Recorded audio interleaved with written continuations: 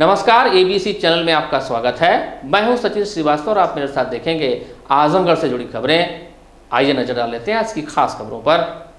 खबर के प्रायोजक हैं Sarvodaya public school, Harbanshpur, Azamgarh. Admission open for classes nursery to 9th and 11th। Sai international school, Pura Pande, Bhaduli Bazar. Affiliated to ICSE board, new Delhi. Azamgarh का best English medium school.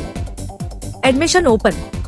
GD global school, Kartalpur bypass, Azamgarh. Admission open for classes nursery to 9th and 11th। Science, commerce and humanities.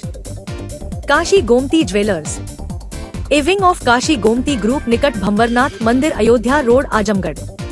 HMPS, Kartalpur bypass, Sarai Mandraj, Azamgarh. Admission open nursery to class 9th and 11th। जिले का एकमात्र fully air condition school और lifestyle furniture, Belnadi, Azamgarh. स्वाट और रानी की सराय police ने बड़ी कार्रवाई की है। पुष्पा फिल्म की तर्ज पर ऑटो में गुप्त चैम्बर बनाकर गांजा की तस्करी कर रहे 2 अंतर्राज्यीय तस्करों को गिरफ्तार किया गया है। तलाशी के दौरान पुलिस ने ऑटो में बने गुप्त चैम्बर से 70 किलोग्राम गांजा बरामद किया। गिरफ्तार तस्कर उड़ीसा प्रांत से गांजा लेकर देवरिया जिले में सप्लाई करने का काम करते थे। पुलिस लाइन सभागार में गुरुवार को आयोजित प्रेस वार्ता में SP सिटी शैलेंद्र लाल ने बताया कि बीती रात थाना रानी की सराय व स्वाट की संयुक्त पुलिस टीम द्वारा सेमरहा अंडरपास से चेकिंग के दौरान एक संदिग्ध ऑटो वाहन को रोका गया। तलाशी ली गई तो उक्त वाहन की छत पर चैम्बरनुमा बॉक्स, जिस पर लोहे का जाली लगी थी, उसमें गांजा लदा हुआ पाया गया। चैम्बर से कुल 70 किलो 200 ग्राम गांजा, जिसकी कीमत करीब 7 लाख है, बरामद हुआ। इसके साथ ही 1000 नकद मोबाइल फोन भी बरामद हुआ। इस दौरान वाहन चालक मास्टर साहनी पुत्र अंबिका साहनी, निवासी एकडेरवा वार्ड नंबर 11, थाना व जनपद गोपालगंज, बिहार, और सुरेंद्र यादव पुत्र स्वर्गीय रामजीत यादव, निवासी छित्रवली टडवा, थाना खामपार, जिला देवरिया को पुलिस ने गिरफ्तार किया। गिरफ्तार दोनों तस्करों ने बताया कि वे पुष्पा फिल्म देखे, जिसके बाद उन्होंने भी उसी तर्ज पर गांजे की तस्करी शुरू की।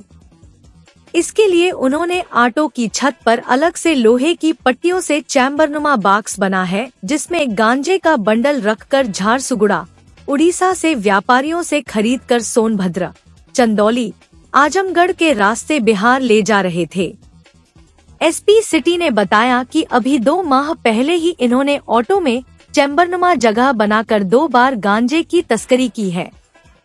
ये बिहार के गोपालगंज और उत्तर प्रदेश के देवरिया जिले में गांजे की सप्लाई कर चुके हैं। इनके खिलाफ गैंगस्टर एक्ट की कार्रवाई की जाएगी और संपत्ति को जब्त किया जाएगा। यह भी पता लगाया जा रहा है कि इनसे गांजे की खेप को कौन कौन लोग ले रहे थे, उनके खिलाफ भी कार्रवाई की जाएगी। पुलिस के द्वारा सिमराहा अंडरपास, जो रानी की सराय में पड़ता है, यहाँ से 2 लोगों की गिरफ्तारी करेगी। एक का नाम मास्टर साहनी है, ये गोपालगंज बिहार का रहने वाला है, और दूसरा आदमी है सुरेंद्र यादव, ये देवरिया का रहने वाला है। इन लोगों ने मूवी देखी और मूवी की तर्ज पर इन्होंने सोचा कि गांजे की तस्करी की जा सकती है उसी तर्ज पर, तो ये लोग अपना ऑटो लेकर देवरिया से उड़ीसा जाते थे। उड़ीसा से इन्होंने अपने ऑटो की ऊपर की कैविटी में, छत में, इसमें छेद बना रखा था, जिसमें ये अपना सारा गांजा भर लेते थे और उड़ीसा से लाकर ये अपना देवरिया ट्रांसपोर्ट करते थे। एक गोपालगंज भी इनका माल जाता था और देवरिया इनका माल जाता था। तो इन 2 आदमी की गिरफ्तारी करेगी। टोटल इसमें 70 किलो 200 ग्राम बरामद हुआ है और इनका ऑटो, जिसमें छत पर कैविटी बनी हुई है, वो इनसे बरामद किया गया है। इन लोगों के विरुद्ध हम लोग ये जानकारी कर रहे हैं कि माल कहाँ से आता था और कौन लोग लेते थे, उनको भी इसका हिस्सा बनाया जाएगा और इनके विरुद्ध गैंगस्टर एक्ट और प्रॉपर्टी जब्तीकरण की कार्रवाई भी इन लोगों के विरुद्ध की जाएगी। तो इसमें सवारी भी बैठे रहते थे या फिर लोग डायरेक्ट गांजे को लेकर ट्रैवल करते थे? ये केवल गांजे लेके ये ट्रैवल करते थे और ये सवारी वगैरह का ये काम नहीं करते थे बीच में। ये वहाँ से अपना सीधा ऑटो लेकर जाते थे और सीधा ऑटो यहाँ पर लेकर अपना चले आते थे।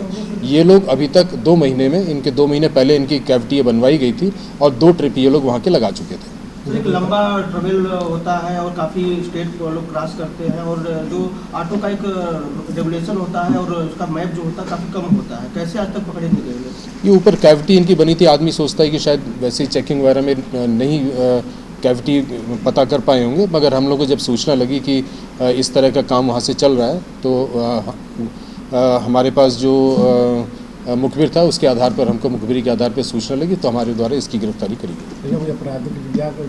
इनका कोई आपराधिक इतिहास अभी तक नहीं है और हम लोग जानकारी करने का प्रयास कर रहे हैं कि इनके साथ लोग जुड़े हैं, उनका क्या आपराधिक इतिहास है और कब से वो लोग काम कर रहे हैं। इन सभी को सम्मिलित करते हुए पुलिस के द्वारा सख्त कार्रवाई की जाएगी। वरिष्ठ पुलिस अधीक्षक हेमराज मीणा द्वारा अपराध व अपराधियों पर अंकुश एवं प्रभावी नियंत्रण बनाए रखने क्रम में 26 मार्च को जिला मजिस्ट्रेट आजमगढ़ के आदेशानुसार गैंगस्टर एक्ट से संबंधित अभियुक्त अखिलेश यादव की 5,88,000 की अवैध संपत्ति को कुर्क किया गया है।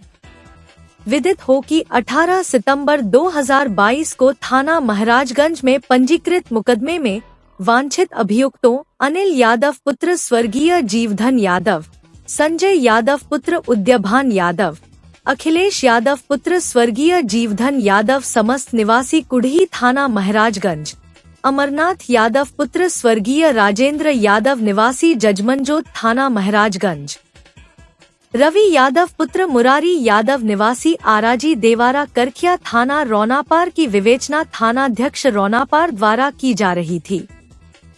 उपरोक्त मुकदमे से संबंधित अभियुक्त अखिलेश यादव एक शातिर किस्म का अपराधी है। उसके द्वारा आपराधिक कृत्यों से अर्जित धन से अपनी पत्नी सुमन देवी के नाम से 11 अप्रैल 2019 को ग्राम कुढ़ी तहसील सगड़ी में विद्या देवी पत्नी हरिशंकर निवासी बैदोली जनपद गोरखपुर की जमीन क्रय किया गया है। राजस्व विभाग द्वारा उक्त जमीन का मूल्य 5,88,000 रुपया निर्धारित किया गया है। विवेचना के क्रम में थानाध्यक्ष द्वारा वरिष्ठ पुलिस अधीक्षक के माध्यम से अभियुक्त द्वारा उक्त अवैध रूप से क्रय की गई भूमि को जिला मजिस्ट्रेट के समक्ष 14/1 की कार्यवाही हेतु रिपोर्ट प्रेषित की गई थी, जिसके संबंध में जिला मजिस्ट्रेट द्वारा उक्त जमीन को कुर्क करने हेतु 28 फरवरी 2025 को आदेश जारी किया गया, जिसके अनुपालन में 26 मार्च को नायब तहसीलदार हरेया संजय कुमार राय, थानाध्यक्ष रौनापार व प्रभारी निरीक्षक महाराजगंज की टीम की मौजूदगी में अभियुक्त अखिलेश यादव द्वारा आपराधिक कृत्यों से अर्जित उक्त संपत्ति को कुर्क कराया गया। अभियुक्त अखिलेश यादव पर जनपद के विभिन्न थानों में कुल 9 मुकदमे दर्ज हैं। सितंबर 2022 में थाना महाराजगंज पर एक गैंगस्टर अधिनियम के अंतर्गत मुकदमा पंजीकृत किया था, जिसमें गैंग लीडर अनिल यादव थे तथा सदस्य संजय, अखिलेश, अमरनाथ व रवि थे। इनकी विरुद्ध विवेचना प्रचलित थी। विवेचना के क्रम में इनकी अवैध संपत्ति की जानकारी की गई थी, जिसकी जानकारी मिली है कि अखिलेश जो इनके गैंग सदस्य हैं, उन्होंने अपनी पत्नी के नाम अपराध से अर्जित धन से संपत्ति खरीदी है, जिसमें गांव कुढ़ी तहसील सगड़ी में इन्होंने 17.5 बिस्वा जमीन अपनी पत्नी के नाम खरीदी है, जिसका मूल्य लगभग 5,88,000 रुपये है। इसको नियमानुसार कुर्क करके डीएम साहब से आदेश प्राप्त कर कुर्क किया गया है तथा आज इसकी कुर्की कार्रवाई राजस्व टीम तथा थाना रौनापार और महाराजगंज की पुलिस द्वारा संपादित की गई है। आगे भी अवैध संपत्ति के बारे में जानकारी की जा रही है।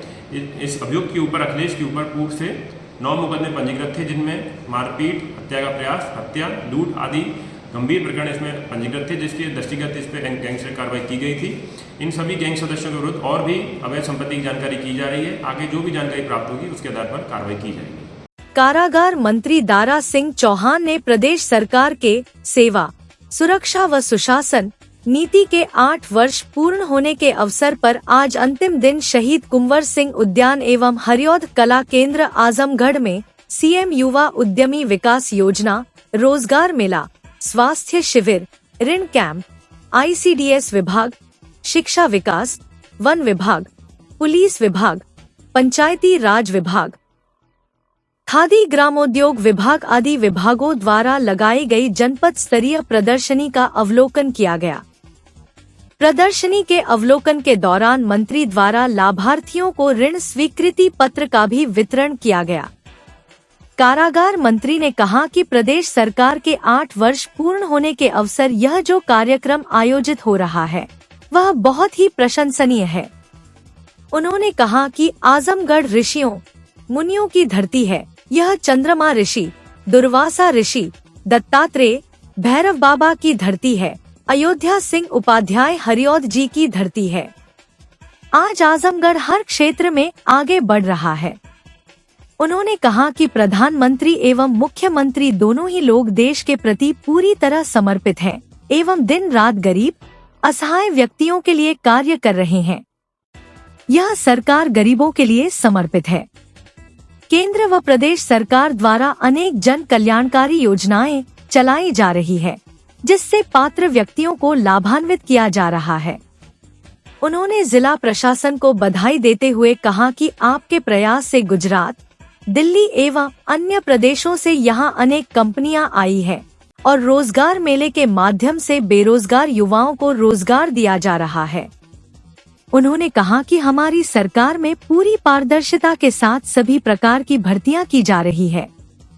उन्होंने कहा कि सरकार ने जाति, समुदाय, धर्म का भेदभाव किए बिना हर वर्ग के पात्र व्यक्तियों को सरकार द्वारा चलाई जा रही जन कल्याणकारी योजनाओं का लाभ दिया जा रहा है।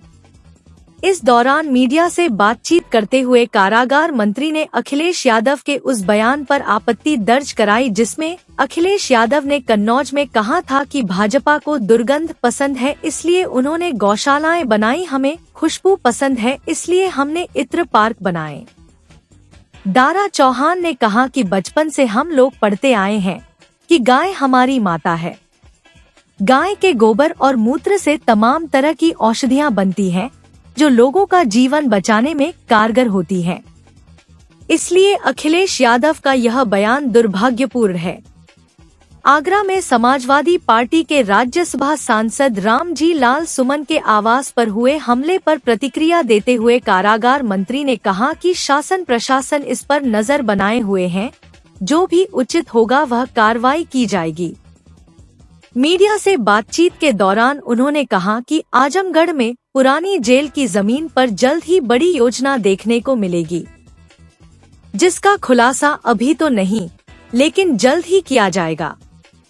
इसके पूर्व कारागार मंत्री, मंडलायुक्त विवेक, डीआईजी सुनील कुमार सिंह, जिलाधिकारी नवनीत सिंह चहल, वरिष्ठ पुलिस अधीक्षक हेमराज मीना एवं मुख्य विकास अधिकारी परीक्षित खटाना की उपस्थिति में हरिऔध कला केंद्र आजमगढ़ के ऑडिटोरियम में प्रदेश सरकार की 8 वर्ष की उपलब्धियों एवं महाकुंभ 2025 के सफल आयोजन पर केंद्रित लघु फिल्म का प्रदर्शन एलईडी के माध्यम से किया गया।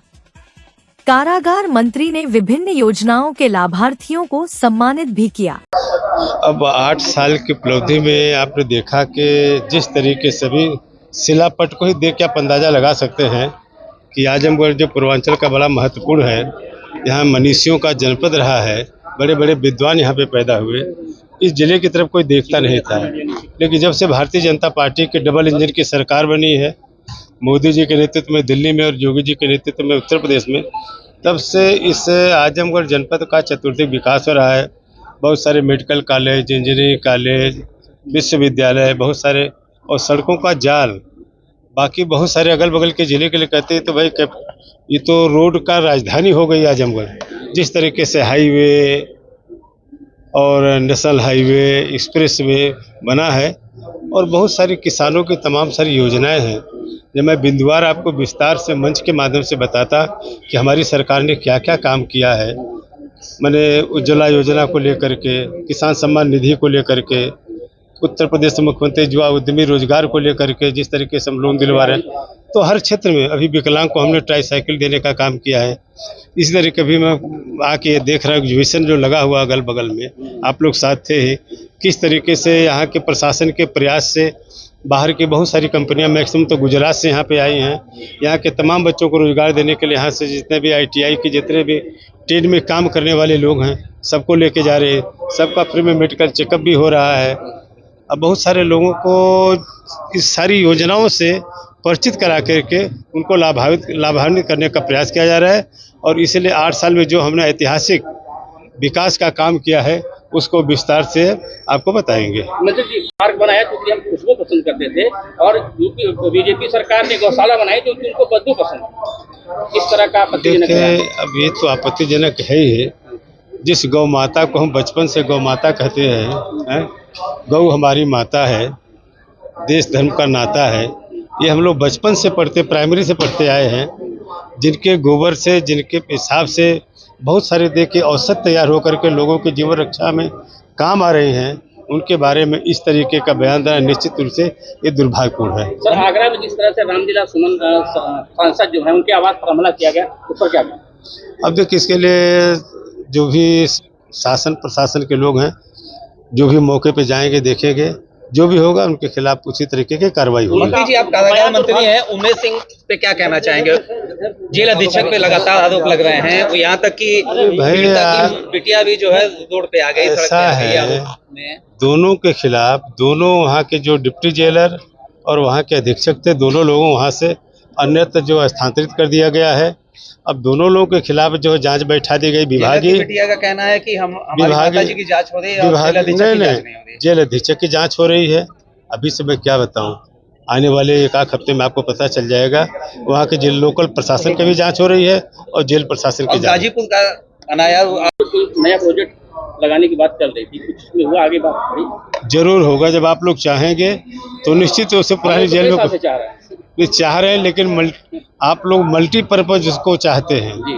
कई तरह के लोगों की धारणाएं हैं, लेकिन मेरा अभी तो मैं अभी इसको डिस्क्लोज नहीं करूंगा, लेकिन मैं जरूर चाहूंगा जो पुरानी जेल की जमीन पे कुछ ऐसी चीज हो जो आजमगढ़ के हित में, आजमगढ़ के लोगों के हित में हो। कल अखिलेश यादव जी ने कन्नौज गुरुवार को आशा व आशा संगिनियों ने अपनी 13 सूत्रीय मांगों को लेकर जिला मुख्यालय पर उस वक्त प्रदर्शन किया कि जब मंत्री दारा सिंह चौहान की उपस्थिति में हरिऔध कला भवन में प्रदेश सरकार के 8 साल बेमिसाल का कार्यक्रम चल रहा था। आशाओं को पुलिस प्रशासन ने रोकते हुए उन्हें लॉ एंड ऑर्डर न तोड़ने की अपील की, लेकिन वह भी अपनी जिद पर अड़ी रही। सब लोग पार्क में खड़े हैं,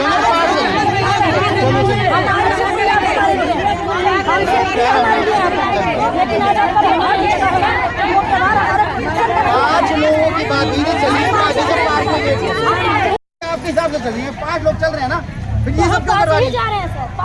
ये 5 है, ये 5 चलिए पहले वहाँ पे खड़े हैं, वहाँ नहीं जाएंगे, वहाँ पे जा चले लेगा आप इनको, और मेरे साथ चलिएगा 5 आप लोग। मैं लड़ नहीं रहा हूँ, मेरी बात अच्छा है। आप लोग 5 लोगों के लेके बात हुई ना, 5 ही तो जा रहे हैं सर, 5 नहीं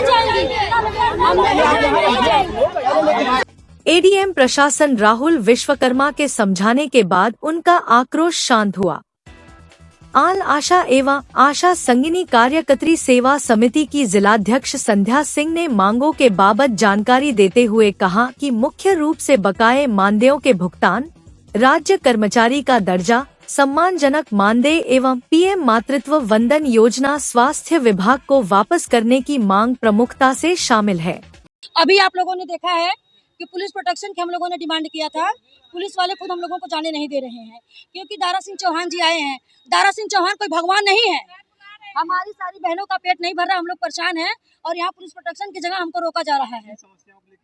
हम समस्या को लेकर आए हैं कि हमारा 2017 से एक प्रधानमंत्री मातृत्व वंदन योजना का भुगतान है जो अभी तक किसी संगनी बीसीपीएम डाटा ऑपरेटर बीपीएम का नहीं हुआ है पूरे उत्तर प्रदेश में। आजमगढ़ जनपद भी उसमें एक आता है और आभा आईडी हमारी सारी आशा बहनें दिन रात मर मर करके एक होके बनाई हैं, उसका भुगतान उसका उन लोगों ने कुछ भी भुगतान अभी तक नहीं किया है। ऐसे हमारे कई भुगतान हैं जो कि राज्य बजट 2022-23 का भी बकाया है, 21-20 का बकाया है। इसी तरीके से हमारी संगिनी और आशा बहनों का इंसेंटिव कटा हुआ है और मुख्यमंत्री जी से हमारी यही बार बार अपील रही है कि हम संगिनी और आशा को राज्य कर्मचारी घोषित करें, सामान्यजनक मानदेय हमको दें और जिस प्रकार मध्य प्रदेश में संगिनी आशाओं का मानदेय 15,000 संगिनी का प्लस 6,000 आशा का कमीशन डबल, वही हम भी मांग रहे हैं। हम अलग से कुछ सरकार से नहीं मांग रहे हैं कि हमारी नौकरी चली जाएगी। तो आज आपने यहाँ धरना प्रदर्शन के लिए शासन को बताया? हाँ, मैंने शासन को 25 तारीख को ही लेटर दिया था। वह लेटर मैं मीडिया और LIU के माध्यम से भी मैंने आप सबको भी अवगत कराया था। तो उनकी तरफ से स्वीकृति मिल गई थी आप धरना प्रदर्शन के लिए? दिए थे हम लोग बाबू को, तो बोले हम डीएम साहब को दे देंगे, क्योंकि हम लोग धरना हमेशा ऐसे ही करते हैं। आपको ये नहीं लगता कि डीएम साहब कब रिसीविंग देते हैं? कभी रिसीविंग दिए हैं वो? कितनी संख्याओं में होंगे आप लोग? भैया देख लीजिए 500 से प्लस ही हैं। आजमगढ़ में नहीं दे रहे हैं आप लोग? मिलने नहीं दे रहे हैं? हमारी आजमगढ़ में 4000 की समथिंग संख्या है जी। क्या मांग करती है? हमारी यही मांगे है कि हमारी 13 सूत्री जो मांगे हैं, सरकार हमारी मांगों को तत्काल पूरी करे, अन्यथा CSC PSC पर हम लोग 1 तारीख से संचारी अभियान चलने जा रहा है। हम लोग उसका कार्य नहीं करेंगे। पुलिस मिलने नहीं दे रही आपको? पुलिस मिलने नहीं दे रही है। पुलिस का कहना है कि हम 5 लोगों को मिलाएंगे, बाकी बहनें न जाएं, हमारी नौकरी चली जाएगी। इनको अपनी नौकरी की पड़ी है, हमको हमारे पेट करना पड़े। अगर हम इनकी नौकरी बचाए तो अपना पेट कैसे भरेंगे? फिर अगर नहीं मिलने देंगे तो फिर आप लोग क्या करेंगे? तब वो गेट घेर के बैठेंगे। वैसे कलेक्टर के सामने गेट घेर के हम लोग बैठेंगे वहीं पे, जब तक डीएम साहब बातों को नहीं सुनेंगे। इस मौके की गंभीरता को देखते हुए मौके पर पहुंचे मुख्य चिकित्साधिकारी डॉक्टर अशोक कुमार ने आशाओं को आश्वस्त करते हुए बताया कि कुंभ मेले की वजह से बजट वापस ले लिया गया था। बजट रिलीज होते ही उनके समस्त देयकों का भुगतान कर दिया जाएगा। देखिए, आज जैसे आशा बहनें हमारे यहाँ इकट्ठी हुई हैं, संगनी बहनें इकट्ठी हुई हैं, इनकी कुछ समस्या हैं। इन्होंने अपना लिखित प्रत्यावेदन जिलाधिकारी महोदय को दिया है। मेरे संज्ञान में भी आया है, कुछ समस्या हैं। जहाँ भुगतान की बात आपको बताया, कुंभ मेले की वजह से सारा बजट वापस ले लिया गया था, तो अभी बजट रिलीज होने वाला है। जैसे रिलीज होगा तब तक भुगतान कर दिया जाएगा जिस चीज़ का है। बाकी इनकी और जो मांगे हैं वो शासन स्तर से हैं। हम प्रिंसिपल सचिव को पत्र बना के इनके लेटर के साथ फॉरवर्ड कर देंगे। जो भी साल से चल रहा है सर इन लोग का धरना प्रदर्शन, ये ये हमेशा इन लोग का शासन स्तर का मैटर है, हमारे स्तर से सॉल्व नहीं हो सकता। ये शासन स्तर से सॉल्व, उनकी जो कुछ नीतियों का मामला है, शासन की नीति तो बनाएगी शासन, उसमें हमारा कोई हस्तक्षेप नहीं है। इन लोग का ये कहना है कि आखिर इस तरह से हम लोग झूठी आश्वासन पे कितने दिन काम करेंगे? नहीं, जो इनकी जायज समस्या जो हमारे स्तर से हम उनको सॉल्व कर सकते हैं। इनके द्वारा बाकी वसूली का भी आरोप लगाया है, उसको लेके आप किस तरह से? ये अभी मुझे संज्ञान में आया, इन्होंने भी कोई सबूत नहीं दिया, मुझे नाम दिए हैं। मुझे ऐसे नाम या सबूत प्राप्त होंगे, मैं कार्रवाई करूँगा। आजमगढ़ मंडल कांग्रेस कार्यालय पर आयोजित प्रेस वार्ता में भगवती प्रसाद चौधरी पूर्व विधायक ने कहा कि उत्तर प्रदेश में योगी सरकार सरकारी खर्चे पर ढिंढोरा पीट रही है। शासनकाल के 8 साल पूरे हो गए हैं, प्रदेश बदहाल है, जनता बेहाल है। सरकारी परीक्षाओं के पर्चे लीक हुए हैं, नई शिक्षक भर्ती भी नहीं कर पा रहे हैं। LLO इंटरनेशनल लेवल ऑर्गेनाइजेशन के अनुसार उत्तर प्रदेश में सबसे अधिक युवा बेरोजगार है। मनरेगा मजदूरों की 100 करोड़ से अधिक की मजदूरी बकाया है। भाजपा बहराइच संभल का मामला हो या कुशीनगर में बिना कानूनी प्रक्रिया पूरी किए मस्जिद को गिरा देने का मामला रहा हो, या फिर मथुरा में विवाद करने का मामला रहा है कि राजनीति करनी चाहती है। अपराध में 15% अकेले उत्तर प्रदेश में हो रहे हैं। 69,000 शिक्षक भर्ती मामले में माननीय उच्च न्यायालय के पहले सिंगल बेंच में और फिर डबल बेंच ने यह भारतीयों में आरक्षण नियमावली 1994 की नियमों का पालन नहीं किया गया है। आयुष्मान योजना में राष्ट्रीय स्वास्थ्य प्राधिकरण की राष्ट्रीय धोखाधड़ी विरोधी इकाई की जांच में 139 करोड़ रुपए से अधिक के फर्जी क्लेम उत्तर प्रदेश में पाए गए हैं। योगी जी 8 लाख करोड़ का बजट पेश करते हैं, मगर इस बात पर मौन साध लेते हैं कि प्रदेश पर कुल 9 लाख करोड़ के आसपास कर्ज पहुंचने वाला है। प्रति व्यक्ति आय के मामले में पूरे देश में हम सिर्फ बिहार से ऊपर है। आज भी प्रदेश की 22.5% जनता गरीबी रेखा के नीचे गुजर बसर करती है। उन्होंने कहा कि वित्तीय वर्ष का आखिरी महीना चल रहा है, मगर पिछले बजट का ही मात्र 55% धनराशि खर्च हो पाई है और कृषि जैसे महत्वपूर्ण विभाग पर आवंटित बजट का मात्र 50% ही खर्च कर पाए हैं। पिछले कई सालों में यह देखने में आ रहा है कि वित्तीय बजट के अंत में सरकार 30 से 35% बजट खर्च न कर पाने के कारण सरेंडर कर देती है, जिसके चलते बदहाली के जंगल राज की दशा में उत्तर प्रदेश गुजर रहा है। उसमें मुख्यमंत्री जी को एक भी दिन अपने पद पर बने रहने का मौलिक अधिकार नहीं है। हम मांग करते हैं कि उन्हें तत्काल प्रभाव से अपने मुख्यमंत्री पद से इस्तीफा दे देना चाहिए। उन्होंने कहा कि कांग्रेस के समय श्वेत क्रांति, हरित क्रांति, संचार क्रांति हुआ करती थी, इनके कार्यकाल में केवल धार्मिक क्रांति हो रही। प्रेस वार्ता में जिला अध्यक्ष मऊ राज मंगल यादव, रमेश राजभर, रियाजुल हसन, शहर अध्यक्ष मुन्नू मौर्य, रविकांत त्रिपाठी, अजीत राय, तेज बहादुर यादव, पूर्णवासी प्रजापति, सुरेंद्र सिंह, देवमुनि राजभर, चंद्रपाल यादव, प्रदीप यादव, रमेश राजभर आदि लोग उपस्थित रहे। कमेटी का मुझे निर्देश मिला कि आप आजमगढ़ मंडल पे जा करके एक प्रेस वार्ता कीजिए। ये उत्तर प्रदेश की सरकार जो सरकारी खर्चे पर ढिढोरा पीट रही है कि 8 साल उत्तर प्रदेश सरकार का 8 साल बेमिसाल है, और हम ये कहने आए हैं कि जनता बदहाल है और आप कह रहे हो 8 साल बेमिसाल है। किस मुद्दे पे आपका ये कोई भी इशू बताए जिस पे इनको बहुत अच्छा लगता कोई तरक्की किए हो। जब कभी कोई औद्योगिक विकास की बात होती है तो ये आध्यात्मिक विकास की बात करते हैं। जब हम तकनीकी विकास की बात करते हैं, जनता मांग करती तो सनातनी विकास की बात करते हैं। जब गरीब आर्थिक विकास की बात करता है तो ये धार्मिक विकास की बात करते हैं। इनको और कोई क्रांति से मतलब नहीं है कि कांग्रेस के ज़माने में हरित क्रांति होता था, श्वेत क्रांति होता था, नीली क्रांति होती थी, पीली क्रांति होती थी, औद्योगिक क्रांति होती थी, संचार क्रांति होती थी। और ये लोग क्या कर रहे हैं 8 साल में? धार्मिक क्रांति।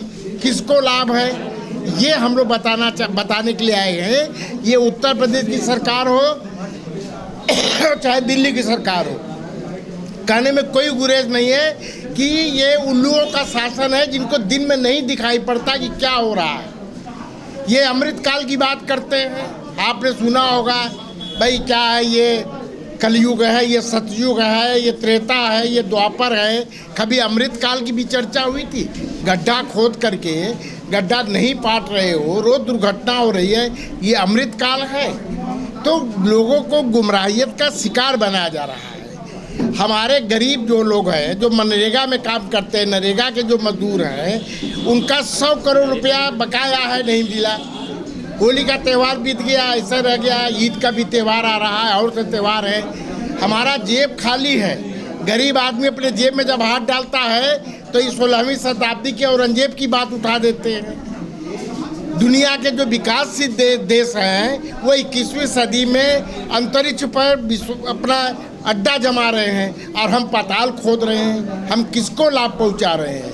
केवल इस देश के लोगों को गुमराहियत का शिकार बनाया जा रहा है, संविधान को खतरे में डाला जा रहा है, आरक्षण को ख़त्म किया जा रहा है, और जो ठीके पर नौकरी दी जा रही है 69,000 जो शिक्षक जिनका मामला अभी तक चल रहा है, कोर्ट ने फैसला किया, हाई कोर्ट ने किया, पहले सिंगल बेंच ने, फिर डबल बेंच ने। क्या दिक्कत है आपको? 8 साल हो गया, अभी तक फैसला नहीं कर पा रहे हो आप। तो आप क्या संदेश देना चाह रहे हो? आप खाली सहारनपुर और वहाँ ये संभल और मुरादाबाद यही सब करोगे? जनता को आप बताइए कि आपका रचनात्मक काम क्या है। आप गरीबों के सामने क्या देना चाहते हैं? खाली ये दिखाना चाहते हैं कि एक सहारनपुर के एक विद्यालय में एक आपने विद्यालय में रोज़ा इफ्तार का कार्यक्रम हो गया तो वहाँ के प्रिंसिपल को आपने सस्पेंड कर दिया। कांग्रेस 70 सालों से देखती रही कि थानों में जन्माष्टमी होता रहा, कभी कांग्रेस और कांग्रेसियों के सर में दर्द नहीं हुआ, क्योंकि हम लोग गंगा जमुनी तहजीब को मानने वाले हैं। हम धर्मनिरपेक्ष देश के नागरिक हैं। संविधान से मोहब्बत है। डॉक्टर भीमराव अंबेडकर ने एक सौगात दिया इस देश को। हमारे पूर्वजों ने ब्रिटानिया हुकूमत से लड़ करके इस देश को आज़ाद करा है। आप इसको बर्बाद करने पर तुले कांग्रेसी नहीं बर्दाश्त करेंगे। संकट कांग्रेस पे नहीं है, संकट देश पे, प्रदेश पे है। कांग्रेस के माध्यम से इस देश को बचाना है। देखिए, व्यक्तिगत किसी की बात कर दो, मैं अगर एक माइनॉरिटी के यहाँ बैठे हो व्यक्ति, अब इनसे औरंगजेब की पीढ़ी से इनसे क्या मतलब है? ये क्या मतलब है? आप क्यों 16वीं शताब्दी में जा रहे हो? आप अंग्रेजों के काल की क्यों नहीं देखते? सैकड़ों साल तक अंग्रेजों ने शासन किया, आप अंग्रेजों के तलवे चाटते थे। और आप ब्रिटानिया हुकूमत से लड़ने में आपका कोई योगदान नहीं है। आपके परिवार का कोई आदमी स्वतंत्रता सेनानी नहीं है। आप पीछे क्यों जा रहे हो? अब किसी व्यक्ति को उससे क्यों जोड़े, 16वीं शताब्दी से क्यों जोड़ रहे हो आप? 21वीं सदी की बात करिए, विज्ञान की बात करिए, तकनीक की बात करिए। दुनिया के विकासशील देश कहाँ जा रहे हैं? अंतरिक्ष पे स्थान बना रहे हैं, ठिया बना रहे हैं, रहने के लिए आवास बना रहे हैं, और हम पाताल खोद रहे हैं। पाताल नहीं खोद रहे हैं, नौजवानों के भविष्य को खोद रहे हैं, उनका कब्र खोद रहे हैं। विद्युत कर्मचारी संयुक्त संघर्ष समिति उत्तर प्रदेश के केंद्रीय पदाधिकारियों ने बिजली के निजीकरण के विरोध में आज आजमगढ़ और वाराणसी में जन जागरण सभा की। संघर्ष समिति ने ट्रांजैक्शन कंसल्टेंट की नियुक्ति में भारी भ्रष्टाचार का खुलासा होने के बाद निजीकरण की सारी प्रक्रिया तत्काल निरस्त करने की मांग की है। बिजली के निजीकरण के विरोध के 120वें दिन आज प्रदेश के समस्त जनपदों और परियोजनाओं पर बिजली कर्मियों ने विरोध सभा की।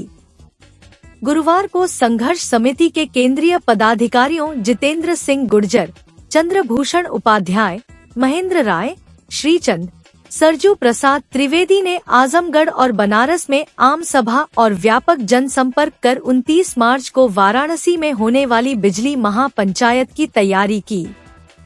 आजमगढ़ और बनारस की आम सभा में संकल्प लिया गया कि किसी कीमत पर निजीकरण नहीं होने दिया जाएगा और इस हेतु निर्णायक संघर्ष के लिए बिजली कर्मी तैयार हैं। संघर्ष समिति आजमगढ़ के पदाधिकारियों प्रभु नारायण पांडे, धर्मू प्रसाद, मुनव्वर अली, राज नारायण सिंह, आशीष सिंह, उपेंद्र नाथ चौरसिया, संदीप चंद्र, ऋषिकेश, RP सिंह, नवीन चंद्र, अरविंद सिंह, रवि अग्रवाल, विक्रम वीर सिंह, ऋषिकेश यादव, सुधीर, अजय यादव, रवि शंकर गुप्ता, नीरज त्रिपाठी ने कहा कि इलेक्ट्रिसिटी रिफॉर्म एक्ट 1999 और ट्रांसफर स्कीम 2000 के अंतर्गत बिजली कर्मियों को रियायती बिजली की सुविधा प्रदान की गई है। इसका गजट नोटिफिकेशन है। एक तरफा ढंग से मीटर लगाकर रियायती बिजली की सुविधा समाप्त करना निजीकरण की दिशा में एक कदम है। संघर्ष समिति ने कहा कि पावर कारपोरेशन के अध्यक्ष मार्च के महीने में जब राजस्व वसूली का लगातार अभियान चल रहा है, तब इस प्रकार की कार्यवाहियां करके अनावश्यक तौर पर औद्योगिक अशांति का वातावरण बना रहे हैं। संघर्ष समिति ने आरोप लगाया कि निजीकरण के लिए उतावले हो रहे पावर कारपोरेशन के अध्यक्ष ने ऊर्जा निगमों में कार्य का वातावरण पूरी तरीके से नष्ट भ्रष्ट कर दिया है। संघर्ष समिति ने कहा कि ट्रांजैक्शन कंसल्टेंट के चयन हेतु निविदा डालने वाली एक कंपनी ग्रांट थॉर्टन के एक कागज का कल खुलासा हुआ था, जिसमें कंपनी ने कहा था कि वह उत्तर प्रदेश के एक विद्युत वितरण निगम में मीटर लगाने का काम कर रही है, लेकिन उसके नाम का एग्रीमेंट के तहत खुलासा नहीं किया जा सकता। अब यह पता चला है कि यह कंपनी मध्यांचल विद्युत वितरण निगम में काम कर रही पोलारिस नाम की एक कंपनी के साथ मीटर लगाने का काम कर रही है। इस तरह बिल्कुल साफ हो गया है कि निजीकरण हेतु ट्रांजैक्शन कंसल्टेंट नियुक्त करने की सारी प्रक्रिया में कॉन्फ्लिक्ट ऑफ इंटरेस्ट का उल्लंघन कर भारी भ्रष्टाचार चल रहा है। इससे और स्पष्ट हो जाता है कि निजीकरण की प्रक्रिया में कितना बड़ा भ्रष्टाचार होने वाला है। 26 मार्च को ऊर्जा मंत्री AK शर्मा के मऊ दौरे के दौरान मंत्री द्वारा कार्यक्रम स्थल का निरीक्षण किया गया। उसी दौरान 630 kVA ट्रांसफार्मर के LT लाइन में आग लग जाने की वजह से 5-6 मिनट के लिए विद्युत आपूर्ति बाधित हो गई, जिसका तत्काल संज्ञान लेते हुए 5-6 मिनट में विद्युत आपूर्ति पुनः बहाल कर दी गई। इस पूरी घटना क्रम से क्षुब्ध होकर बिना कोई जांच कराए मंत्री जी द्वारा उपखंड अधिकारी का निलंबन करवा दिया गया। संघर्ष समिति ने इस पर नाराजगी जताई और ऊर्जा मंत्री से मांग किया कि उपखंड अधिकारी प्रकाश सिंह के विरुद्ध की गई नियम विरुद्ध कार्यवाही को वापस करे और उन्हें ससम्मान पुनः पदस्थापित करे। आजमगढ़ और वाराणसी की जन जागरण सभा में बड़ी संख्या में बिजली कर्मी और अभियंता आए।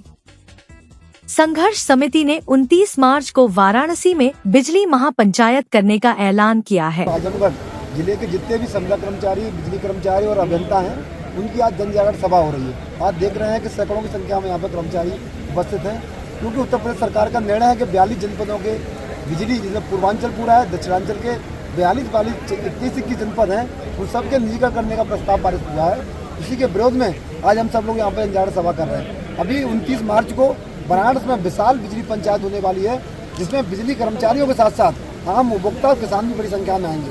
उसके बाद 9 अप्रैल को राजधानी लखनऊ में प्रदेश के एक एक जनपद के बिजली कर्मचारी, अभियंता, किसान वहाँ पे उपस्थित होंगे। विशाल बिजली पंचायत लखनऊ में होने वाली है, उसी की तैयारियाँ और जनजागरण के लिए जनता को क्या दिक्कत है, कर्मचारियों को क्या दिक्कत होगी, किसानों को क्या दिक्कत होगी, इन सब से सभी को अवगत कराने के लिए आज लखनऊ से टीम आई है। व्यापक चर्चा होगी और निजीकरण के विरोध में प्रस्ताव भी पारित होगा। आप देख रहे हैं कल ही की डेट है, माननीय ऊर्जा मंत्री जी ने मऊ में एक उपखंड अधिकारी जो कि बहुत ही ईमानदार और निर्दोष अभियंता था, उसको सस्पेंड किया है। एक जे को सस्पेंड किया है, एक्शन को चार्जशीट दी है। सिर्फ किस बात के लिए? एक ट्रांसफार्मर था जिसमें आग लगी थी एलटी लाइन में, अगर आग को समय से नहीं बुझाया जाता तो 630 का ट्रांसफार्मर जलता ही, 400 का बगल में रखा वो भी जलता और 250 का बगल में रखा वो भी जलता। बड़ी जनहानि हो सकती थी, बड़ी आग लग सकती थी। कर्मचारियों तत्परता से 5 मिनट के अंदर उस आग को बुझाया और बिजली व्यवस्था चालू की। माननीय ऊर्जा मंत्री को कर्मचारियों को प्रश्न पत्र देना चाहिए था, तो उन्होंने इतने कम समय में ट्रांसफार्मर को आग बुझाया जिससे कोई जनहानि नहीं हुई, उन्होंने कार्रवाई की है। माननीय मंत्री जी का प्रोग्राम इतना बड़ा था कि ट्रांसफार्मर फूक जाए तो फूक जाए, जनता में आग लगे लगती रहे, लेकिन माननीय ऊर्जा मंत्री कार्यक्रम में कोई विधान न हो। माननीय के मंत्री जी का जूता खो गया तो इतना बड़ा हंगामा हो गया कि आपने इतने अभियंताओं को, कर्मचारियों को सस्पेंड कर दिया। इसलिए हम आप सभी से कहना चाहते हैं, माननीय मंत्री जी एक तरफा कार्रवाई कर रहे हैं कर्मचारियों पे। कर्मचारियों का गुस्सा बहुत ज़्यादा बढ़ गया है आजमगढ़ में, बहुत ज़्यादा बढ़ गया है मऊ में और बहुत ज़्यादा बढ़ गया बलिया में। निजीकरण के विरोध में पूरा प्रदेश आज एकजुट है और एक बड़े आंदोलन की रूपरेखा बन रही है। आने वाले समय में बिजली के क्षेत्र में बहुत बड़ा आंदोलन होने वाला है। देखिए, हम आज 119वां दिन है विरोध सभा का। लगभग समाजवादी पार्टी के नेता व सांसद आजमगढ़ धर्मेंद्र यादव ने गुरुवार को संसद में उड़ान योजना पर चर्चा करते हुए उड्डयन मंत्री को घेरा। प्रश्न संख्या 384 के माध्यम से उन्होंने चर्चा करते हुए कहा कि उड़ान स्कीम के तहत फरवरी 2024 में प्रधानमंत्री ने आजमगढ़ में जाकर आजमगढ़ एयरपोर्ट पर इस स्कीम का उद्घाटन किया था और लखनऊ के लिए एक फ्लाइट भी चलाई थी, पर कुछ ही दिनों में वह फ्लाइट बंद कर दी गई। उन्होंने लोकसभा अध्यक्ष से कहा कि आपके माध्यम से मैं मंत्री जी से अनुरोध करता हूं कि जिस योजना की शुरुआत देश के प्रधानमंत्री के द्वारा किया गया हो उसे बीच में न रोका जाए। इस बात का ख्याल उड्डयन मंत्री को और सभी मंत्रालयों को करना चाहिए। उन्होंने अपने संसदीय क्षेत्र के लोगों की सुविधा हेतु मंत्री से अनुरोध किया कि आजमगढ़ के लोगों का व्यापारिक और व्यावसायिक संबंध ज्यादातर मुंबई दिल्ली से रहता है, इसलिए व्यापारिक आवागमन इन दोनों शहरों से ज्यादा है। इसलिए आजमगढ़ हवाई अड्डे से देश की राजधानी दिल्ली एवं मुंबई के लिए उड़ान स्कीम शुरू की जाए। सांसद धर्मेंद्र यादव के स्पष्ट जवाब मांगे जाने पर उड्डयन मंत्री के द्वारा आश्वासन दिया गया है कि आजमगढ़ से दोनों शहरों के लिए फ्लाइट चलाई जाने की व्यवस्था करेंगे। धन्यवाद अध्यक्ष जी। अध्यक्ष जी, उड़ान स्कीम के तहत अभी 2024 के फरवरी के महीने में माननीय प्रधानमंत्री जी ने जाके आजमगढ़ के हवाई अड्डे का उद्घाटन भी किया और हवाई अड्डे के उद्घाटन करने के बाद लखनऊ की एक फ्लाइट भी चलाई, आजमगढ़ लखनऊ। कुछ ही दिनों के अंदर अध्यक्ष जी वो फ्लाइट भी बंद हो गई। मेरा अध्यक्ष जी आपके माध्यम से माननीय मंत्री से अनुरोध है कि जब जिस योजना को माननीय प्रधानमंत्री जी ने स्वयं शुरू किया हो, कम से कम उन योजनाओं के बीच में तो न रुके, इसका ख्याल तो माननीय मंत्री जी आपको और माननीय मंत्रियों को रखना चाहिए। प्लीज। साथ ही साथ अध्यक्ष जी मेरी आपके माध्यम से माननीय मंत्री से प्रार्थना है, आजमगढ़ के लोगों का ज्यादातर व्यवसाय व्यापार मुंबई है और देश की राजधानी के महत्व को आप समझते हैं। इसे माननीय मंत्री जी मैं आपसे अनुरोध करूंगा कि आजमगढ़ से मुंबई और आजमगढ़ से दिल्ली उड़ान स्कीम शुरू की जाए। माननीय मंत्री जी करेंगे या नहीं करेंगे, केवल प्रधानमंत्री जी की घोषणा रह जाएगी या मंत्री जी उस पर सच्चाई से जमीन तक लाएंगे, इस बात का मंत्री जी स्पष्ट जवाब चाहिए। सर्वोदय पब्लिक स्कूल आजमगढ़ में आपका स्वागत है, जहां हर दिन एक नई शुरुआत होती है। यहां आपके बच्चे की अच्छी शिक्षा और बेहतर भविष्य के लिए नई शिक्षा नीति 2020 के अनुरूप पाठ्यक्रम है और इससे जुड़ी सभी सुविधाएं उपलब्ध हैं। यहाँ sports, horse riding, dance classes जैसी यूजफुल एक्टिविटीज तो होती ही हैं, साथ ही लाइब्रेरी, म्यूजिक और आर्ट एंड क्राफ्ट के थ्रू भी बच्चों की क्रिएटिविटी को स्पेशली बढ़ावा दिया जाता है। बच्चों को तकनीकी दुनिया से जोड़े रखने के लिए स्मार्ट क्लासेस, रोबोटिक्स और कंप्यूटर लैब्स उपलब्ध हैं। छोटे बच्चों के लिए अलग से प्ले सेट एरिया है और एक्टिविटी रूम की व्यवस्था है। सर्वोदय स्कूल में बड़ी क्रिकेट एकेडमी के साथ ही हेल्थ और वेलफेयर क्लब भी है, जहां पर बच्चों को सेहतमंद और खुश रखने की पूरी कोशिश की जाती है। 6th क्लास से गर्ल्स के लिए सेपरेट क्लासेस और बिल्कुल सुरक्षित स्कूल बस सर्विसेज, वो भी GPS के साथ सभी रूट्स के लिए अवेलेबल है। साई इंटरनेशनल स्कूल, जहां हर दिन एक नई शिक्षा की शुरुआत है। Modern education system, smart classrooms, expert teachers और एक ऐसा एनवायरनमेंट जहां हर बच्चा अपने सपने सच करता है। पढ़ाई के साथ साथ स्पोर्ट्स, आर्ट और एक्स्ट्रा एक्टिविटीज। आजमगढ़ का बेस्ट इंग्लिश मीडियम स्कूल, जहां हर बच्चे को मिलता है परफेक्ट एजुकेशन। एडमिशन ओपन आज ही जुड़े साई इंटरनेशनल स्कूल से, जहां हर कल नई उम्मीद के साथ रोशन होता है। Kashi Gomti jewellers, a wing of Kashi Gomti group, निकट भंवरनाथ मंदिर, अयोध्या रोड, आजमगढ़।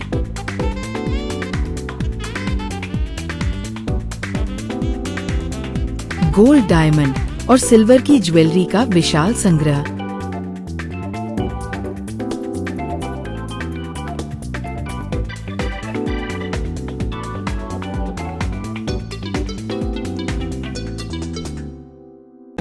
शादी के गहनों का संपूर्ण पैकेज मात्र 1,51,000 रुपए में। शुद्धता की 100% गारंटी। खूबसूरत लम्हों को बनाएं और यादगार। पहुँचे काशी गोमती ज्वेलर्स, निकट भंवरनाथ मंदिर, Ayodhya road, Azamgarh. Lifestyle furniture, Belnadi, Azamgarh. सभी प्रकार के फर्नीचर एवं इलेक्ट्रॉनिक सामानों की भरपूर रेंज उपलब्ध। हमारे यहाँ EMI की सुविधा 0% ब्याज पर उपलब्ध। इलेक्ट्रॉनिक सामानों में LED TV, refrigerator, washing machine, air conditioner, air cooler, deep freezer, water cooler, mixer, juicer, iron, fan, induction, battery, inverter, electric geyser, gas geyser, आटा चक्की इत्यादि। फर्नीचर के सामानों में बेड, गद्दा, सिंगारदान, अलमीरा, sofa, table, chair, rack, stool, संदीली, सीढ़ी, डाइनिंग टेबल, झूला आदि। शादी विवाह की हो तैयारी या ऑफिस और घर के लिए सामानों की करनी हो खरीदारी, पहुँचे lifestyle furniture, Belnadi, Azamgarh. Harishchandra Mishra public school, Kartalpur bypass, Sarai Mandraj, Azamgarh. Affiliated to CBSE New Delhi. Admission open nursery to class 9th and 11th। जिले का एकमात्र फुली एयर कंडीशन स्कूल। अनुभवी टीचिंग स्टाफ। Smart classes. सभी कक्षाओं की CCTV से निगरानी। केमिस्ट्री, फिजिक्स, बायोलॉजी, कंप्यूटर और मैथ की अत्याधुनिक लैब। हरा भरा खेल का मैदान। स्विमिंग पूल, योग और ध्यान केंद्र। Transport facility available. अच्छी तरह से सुसज्जित ऑडियो विजुअल के साथ 100% डिजिटल परिसर। विशाल पुस्तकों के संग्रह के साथ library. HMPS, Kartalpur bypass, Sarai Mandraj, Azamgarh. GD Global School, Kartalpur bypass, Azamgarh. Admission open for classes nursery to 9th and 11th. Science, Commerce and Humanities. Special offer for new students: 100% waiver on admission fee for classes nursery to UKG. 100% discount on admission fee on third child. 50% discount on admission fees for classes 1st to 2nd. 25% discount on admission fees for classes 3rd to 8th. For admission contact GD Global School, Kartalpur bypass, Azamgarh.